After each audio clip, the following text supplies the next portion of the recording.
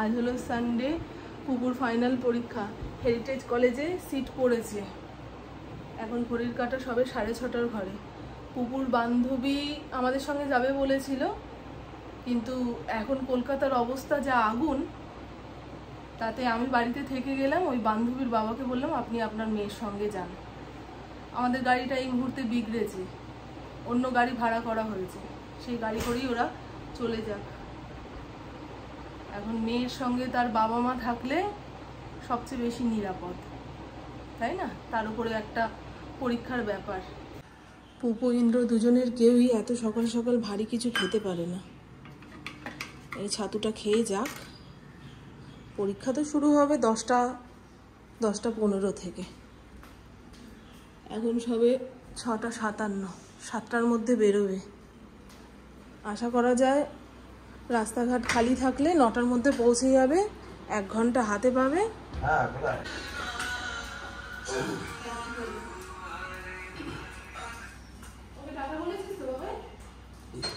ওদিকে আমি ফরিনকে ঘরে আটকালাম, যে অচেনা কাউকে দেখে যদি লাফালাফি ঝাপাঝাপি করে, সেই কারণে। আয়,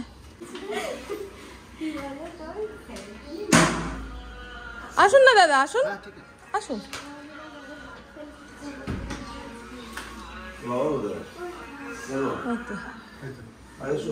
আমার ড্রাইভারের শরীর খারাপ, হাঁটা চালিয়ে দাও।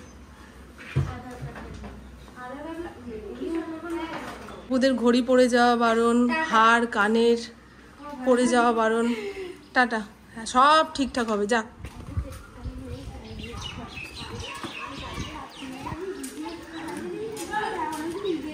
পরীক্ষার হলে মাথাটা ঠান্ডা রাখিস, তাহলেই হবে, বুঝেছিস?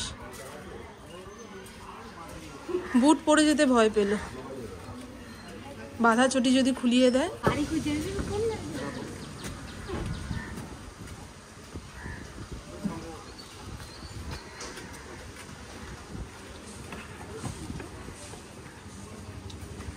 টাটা বাবা।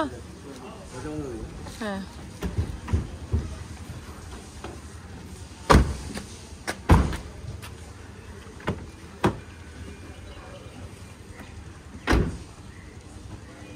টাটা মা, টাটা।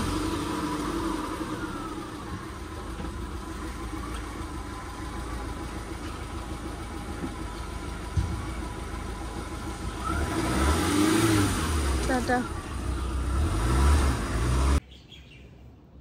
হঠাৎ করে মেইন গেটের গ্রিল খোলার আওয়াজ পেলাম, বুকের ভেতরটা ধরাস করে উঠেছে। কী রে বাবা, বেরিয়ে যাওয়ার পরে আবার কি আসবে নাকি? না, আমার পুপুর ছোট থেকেই যখন পরীক্ষা শুরু হয় না, আমার মন মেজাজ খারাপ হয়ে যায়। আমি নিজের মনেই নিজে সেট করে বসে থাকি। পুপুর পরীক্ষা চলাকালীন ও পড়তে বসেছে, এখন জোরে কথা বলা যাবে না, গান শোনা যাবে না, কিংবা ওর সামনে থেকে ওঠা যাবে না। মানে ওর পরীক্ষাটা আমার কাছে দুঃখের কারণ হয়ে দাঁড়ায়। এই যে আজকে শেষ হয়ে যাবে, ওর সঙ্গে যতক্ষণ খুশি গল্প করো কিংবা এদিক ওদিক যাও, নিশ্চিন্ত। আপাতত ঘর অন্ধকার করে দিয়ে আধা ঘন্টা 1.25 ঘন্টা বিছানার মধ্যে গড়াগড়ি দেব, তারপরে কাজকর্মে হাত। ফরিনকেও বাইরে বের করলাম না। এটাকে বাইরে বের করে দিলে না, ওই জানলা দিয়ে কিছু দেখবে, ঘ্যাও ঘ্যাও ঘ্যাও ঘ্যাও, লোকে ভাবে বাড়িতে ডাকাত পড়েছে। ইন্দ্র একটু আগেই ফোন করলো, ওর ফোনের আওয়াজেই ঘুম ভেঙেছে। উঠেই দেখি এরকম ঝমঝমে বৃষ্টি। ইন্দ্র পৌঁছে গেছে, ওখানে কোনো বৃষ্টি বাদল হচ্ছে না। কি আশ্চর্য ব্যাপার, হ্যাঁ?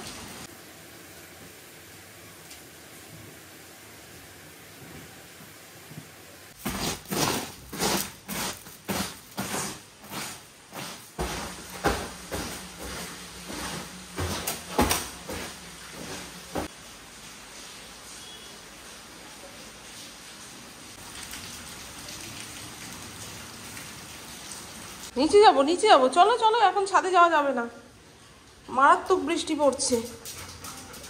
পাশের বাড়িতে সুজাতা বাসন মাজছে, খটং খটং আওয়াজ পাচ্ছি, গলার আওয়াজ পাচ্ছি। বৃষ্টিটা না ধরলে কলপারে বসে বাসন মাজবে কি করে? এ বাবা, ইন্দ্রর বাইকের কভার তো উল্টে গেছে গো।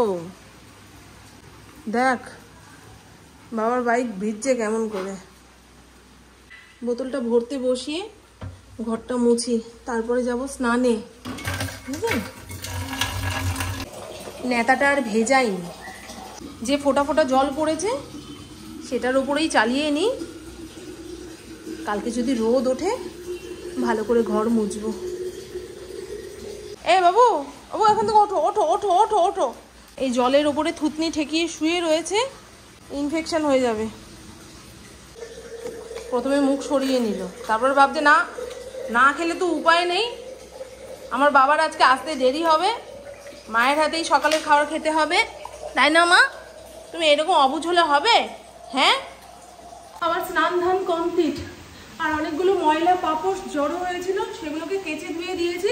তবে এখন মেলা যাবে না, মারাত্মক বৃষ্টি শুরু হয়ে গেছে। আর দেখুন বন্ধু, সবে মাত্র আরজিকরের ঘটনাটা ঘটেছে, যার বিচারের জন্য আমরা সবাই পথে নেমেছিলাম। এর মধ্যেই আমাদের সামনে একজন শিক্ষক রয়েছে, সেই শিক্ষক তার ছাত্রীকে ডেকে শ্লীলতাহানির চেষ্টা করেছে। ভাবতে পারছেন, যে ছাত্রীকে শ্লীলতাহানির চেষ্টা করা হয়েছিল সে আবার ছাত্র সংগঠনকে ঘটনাটা জানিয়েছে। সেই সমস্ত ছাত্র ওই স্যারের বাড়িতে গিয়ে স্যারকে কান ধরে উঠবোস করিয়েছে। সেই ভিডিও হোয়াটসঅ্যাপে, তারপরে ফেসবুকে, মানে সবার হাতে পৌঁছে গেছে। সম্মানটা কোথায় থাকলো? হ্যাঁ, এরা একদিন করে না, এরা দীর্ঘদিন করে। যে মেয়েরা মুখ খুলতে পারে না, ব্যাস, মেয়ে সন্তানকে শেখাতে হবে প্রতিবাদ করো, আর ছেলেদের শেখাতে হবে দেখো বাবা, তোমাকে দেখে যেন অন্য মেয়েগুলো ভয় না পায়। আমরা কাকে ভয় পাচ্ছি বলুন তো? কাকে ভয় পাচ্ছি? আরজিকরের ঘটনাটাকে সবাই রাজনৈতিক রং দেওয়ার চেষ্টা করছে, কিন্তু আমরা মেয়েরা কাকে ভয় পাচ্ছি? ছেলেদের ভয় পাচ্ছি। এখন প্রত্যেকটা ছেলের মধ্যেই মনে হচ্ছে দানব লুকিয়ে রয়েছে। এটা তো হওয়া কাম্য নয়। ছেলেরা তো আমাদের মানে সঙ্গে থেকে আমাদের সাহস দেয়, সবাই তো এরকম নয়। কিন্তু ওই ঘটনাটা ঘটে যাওয়ার পরে আমরা সব ছেলেদের এক ক্যাটাগরিতে ফেলে দিচ্ছি। মেয়েদের আওয়াজ তুলতে হবে ভাই, ছোটো খাটো বড় মেজো সেজো যাই খারাপ ঘটনা ঘটুক না কেন আমার সঙ্গে, আমি তৎক্ষণাৎ প্রতিবাদ জানাবো। আমাকে বুঝে নিতে হবে আমার পেছনে কেউ নেই, আমার প্রতিবাদ আমাকেই করতে হবে। এইটুকুই বলতে পারি একটা মেয়ের মা হিসাবে। মেয়েদের এইভাবেই মানে বাঘিনীর মতো তৈরি করুন। ভেবেছিলাম পুপু ইন্দ্র বাড়িতে নেই, একার জন্য রান্না, হাতে অনেকটা সময় পাবো, ঘরের যেটুকু অগোছালো কাজ রয়েছে সেগুলোকে গোছাতে পারবো। এই যা বৃষ্টি শুরু হয়েছে, এই বৃষ্টিতে আর সংসারের কাজে মন লাগছে না। মনে হচ্ছে একটা দিন নিজের মতো করে সময় কাটাই। এতে কোনো অপরাধ আছে বন্ধু? আজকে আমি নিজের মতন করেই সময়টা কাটাবো। সবসময় এরকম সুযোগ পাওয়া যায় না। আর আমি আগেই বলেছি, এরকম ঝরঝরে বৃষ্টির দিনে আমার মনে হয় জানলার সামনে বসেই থাকি। আমার ফড়িংটাও ঝিমাচ্ছে। চাটা আগে সাপটে নিই, খবরের কাগজ বন্ধ করি। চোখের সামনে এই সমস্ত ঘটনা থাকলে চায়ের কাপে চুমুক দেওয়া যায় না। বলছি না এড়িয়ে চলুন, কিন্তু কখনো কখনো নিজের মনকে ভালো রাখতে এই সমস্ত ঘটনা থেকে চোখ সরানো দরকার।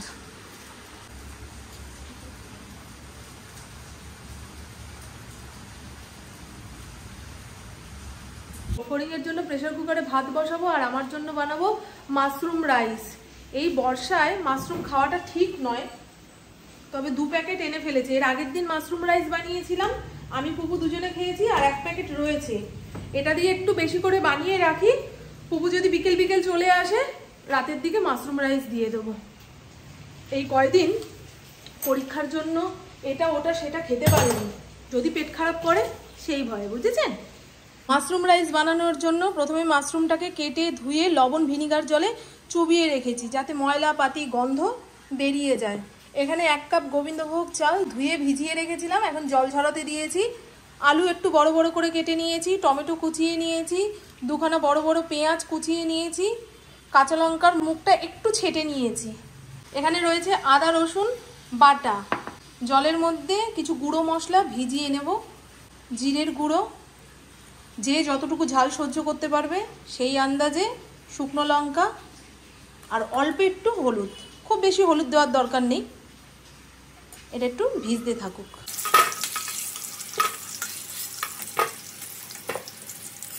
আলুটা ভেজে তুলে নিয়েছি। এই তেলের মধ্যে গোটা জিরে, এলাচ আর শুকনো লঙ্কা ফোড়ন দিয়ে দেবো। ফোড়নটা একটু চড়বড় করে আসলে কুচিয়ে রাখা পেঁয়াজটা দিয়ে দেবো। পেঁয়াজটা একটু লাল লাল করে ভেজে নিয়ে আগে থেকে ছেঁচে রাখা আদা রসুন বাটাটা এর মধ্যে দিয়ে দেবো। এখানে যে জিরের গুঁড়ো, হলুদ গুঁড়ো, লঙ্কার গুঁড়ো ভিজিয়ে রেখেছিলাম সেটা এর মধ্যে দিয়ে দেবো। এই পেঁয়াজ, আদা, রসুন, টমেটো সব বেটে বুটে দিলে না ভাতটা ঝরঝরে হবে না। মশলাটাকে কষতে কষতে যখন সাইড দিয়ে তেল ছেড়ে আসবে, আগে থেকে লবণ জলে ভিজিয়ে রাখা মাশরুমটাকে ছেঁকে নিয়ে এর মধ্যে দিয়ে দেব। মাশরুমটাকে মশলার মধ্যে সুন্দর করে কষিয়ে নিয়ে গোবিন্দভোগ চালটা ধুয়ে যে জল ঝরাতে দিয়েছিলাম সেটা দিয়ে একটুখানি নাড়িয়ে চাড়িয়ে নিতে হবে। দিয়ে দিলাম। লবণ মিষ্টি সমস্ত কিছু দেখে নেওয়ার পরে আগে থেকে যে আলুটা লবণ হলুদ দিয়ে ভেজে রেখেছিলাম সেটা দিয়ে দেবো। জলটা প্রায় যখন শুকিয়ে আসবে তখন মুখ কেটে রাখা লঙ্কাগুলো অ্যান্টেনার মতো গুজে দেব। এই লঙ্কার স্বাদটা যে কি ভালো লাগে। এক গাল মাশরুম রাইস, এক কামড় লঙ্কা, ও তুফানি স্বাদ। নাইকা থেকে কিছু পার্সেল এসছে। পুপু কাল রাতে অর্ডার দিয়েছিল, আজ সকালবেলায় চলে এসছে। বাবা যায়, এসে দেখে খুব খুশি হবে। নাইকা থেকে যখন অর্ডার দেয় তখন ভেবে নিতে হবে খুব প্রয়োজনের জিনিস অর্ডার দিয়েছে। 1-2 দিন লেট করলে চলবে না। 14 বার ডোরবেল বাজলেই এসে এসে দেখে নাইকার অর্ডারগুলো এসছে কিনা, নাইকার অর্ডারগুলো এসছে কিনা। এখনো ঝমঝম করে বৃষ্টি পড়েই যাচ্ছে এক নাগাড়ে। আজকে সূর্য দেবতার মুখ দেখা গেল না, কিন্তু কালকে উঠেছিল রোদ। ওরে বাপরে বাপ, বাড়িঘর দূর পরিষ্কার করছে আর ভাবছি বৃষ্টিটা না আসলেই হয়। কারণ ওই ঝাড় পোছের সময় বৃষ্টি আসলে না ঘর দূর কাদা কাদা হয়ে যায় গো। ছেলেগুলো 14 বার বাইরে বেরোচ্ছে, বাইরের মাটি পায়ে করে নিয়ে একদম সিঁড়ি দিয়ে উঠছে। সকাল 9টা থেকে বিকেল 5টা 5:30 পর্যন্ত পুরো বাড়ি পরিষ্কার করতে লাগিয়ে দিয়েছে। তবে নিচের ঘরটা সেইভাবে আর পরিষ্কার করতে পারলো না। আর কতক্ষণ ওদের খাটানো যায়। ওই 3টে ছেলের পেছনে একজনকে দাঁড়িয়ে থাকতে হয়, এটা করো সেটা করো, নাহলে ওরাও তো বুঝতে পারে না যে আমি কি ধরনের পরিষ্কারটা চাইছি। কিন্তু যেটুকু পরিষ্কার করে দিয়েছে এনাফ। এবারে খালি ঘরদোর গোছাতে হবে। চলো। বাবলু, বাবলু পচা, বট্টু, দেখেছো কত নামে ডাকি তাও সাড়া দেয় না। বট্টু, হরিং, চোখ খুলে শুয়ে রয়েছে, কেমন বদের বদ। ভাবছিলাম এখানে একটু এসে বসবো। প্রচণ্ড বৃষ্টির হ্যাচলা আসছে। এরকম হ্যাচলা বৃষ্টি ভালো লাগে না। না জানলার সামনে বসা যায়, না জানলা খোলা যায়। বাইরে ঝমঝম করে বৃষ্টি হবে, অথচ জানলা খুললে এক ফোঁটাও বৃষ্টির জল গায়ে লাগবে না। ওরকম বৃষ্টি ভালো লাগে। কত আবদার। আমার কেমন বৃষ্টি ভালো লাগে না লাগে সেই হিসাব মতো বৃষ্টি হবে, বোঝো। আমার ফড়িংও চুপচাপ শুয়ে রয়েছে। এই পাকিস্তানি ড্রামাটা যে কি ভালো হচ্ছে। বাবাই এসে গেছে, দেখেছেন?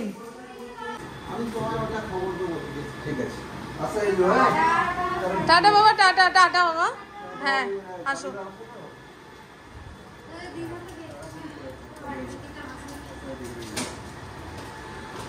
আমার ফড়িংটা কতক্ষণ ওদের মুখ দেখেনি।